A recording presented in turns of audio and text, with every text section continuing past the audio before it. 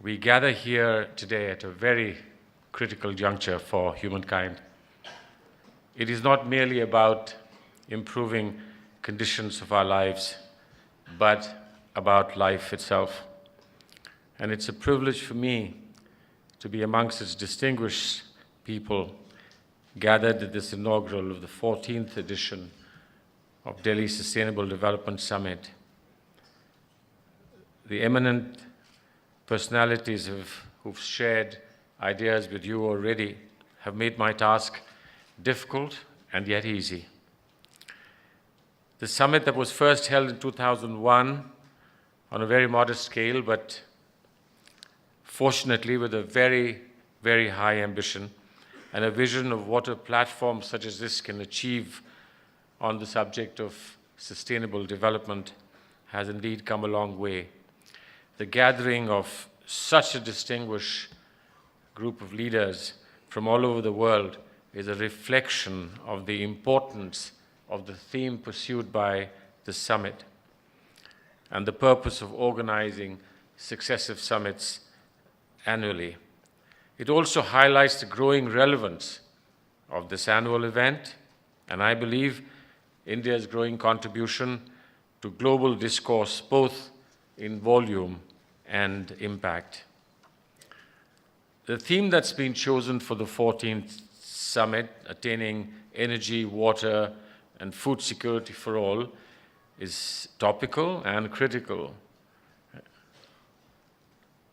And one wonders whether these words for the chosen theme are sequential or randomly interdependent. We are living in a complex world where disparities between rich and poor, as we've just been told, are wide and continue to grow. The world population continues to grow and increase globally. Consequently, the needs also grow exponentially. We therefore need a new global awakening to be able to deal with disparities and means by which the needs of the poorest can be met effectively and adequately.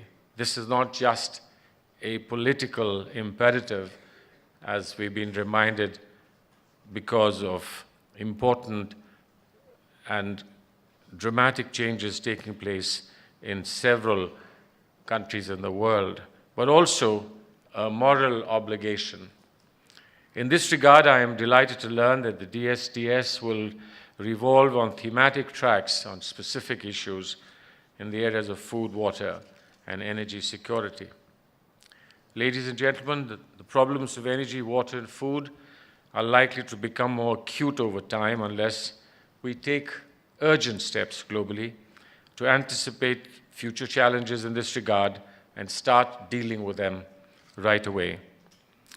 There are a large number of people in the world who have no access to electricity, as we've just been told. There are a large number of people living under the shadow of water shortages, hunger, malnutrition across the globe. Continuation of these conditions and their exacerbation will lead to global tensions and threats to lasting peace. The global community and international organizations in particular have to be at the forefront of efforts to change direction if need be and take such initiatives as are required to solve these problems. As an Indian, I am proud that we in India have placed great emphasis on the topics which are now being discussed here: food, water, and energy.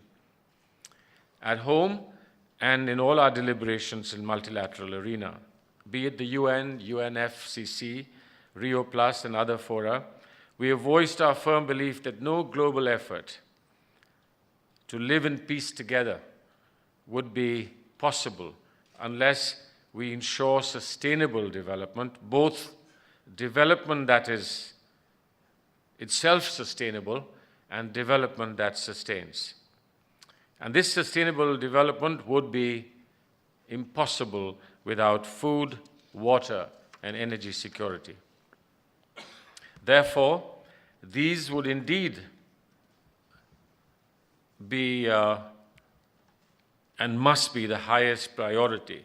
But we are also aware that they will be impacted by climate change and the growing greenhouse gases. Consequences of an imbalance in any one of these components has a direct impact on the other, they being interdependent.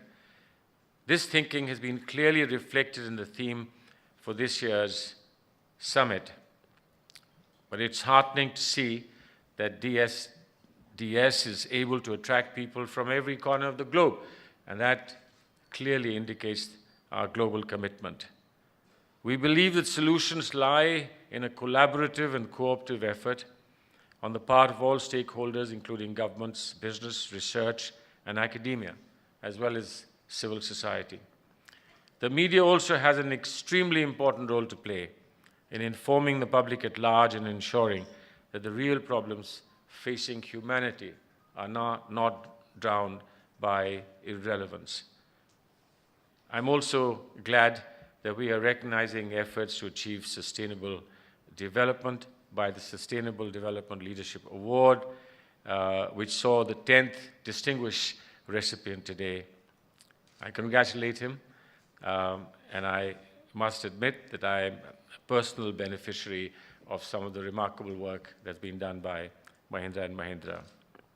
Today, as we stand here, I urge all you distinguished ladies and gentlemen to reflect upon how difficult it is to be good and whether we should not work more concertedly for the possibility of altruism. Conservation, preservation will come if we stop destruction. It is a challenge that can be described as now or never. I wish you all a meaningful and successful summit in its deliberations on issues that are of critical importance to the future of all humankind. Thank you, ladies and gentlemen.